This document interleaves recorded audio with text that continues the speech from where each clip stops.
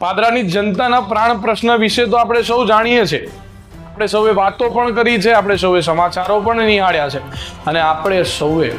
આપણા પાદરા તાલુકાના 1000થી વધારે લોકોના અકસ્માતો પણ જોયા છે, 400થી વધુ લોકોના મોત પણ જોયા છે। આ પાદરા તાલુકાના પાદરા જંબુસર રોડ પર વર્ષોમાં ઘણા લોકોએ પોતાના લોહી રેડ્યા છે। આ લોહી રેડનાર લોકો પાદરા જંબુસર વડોદરાના હતા, જેમાં પાદરાના સૌથી વધુ હતા।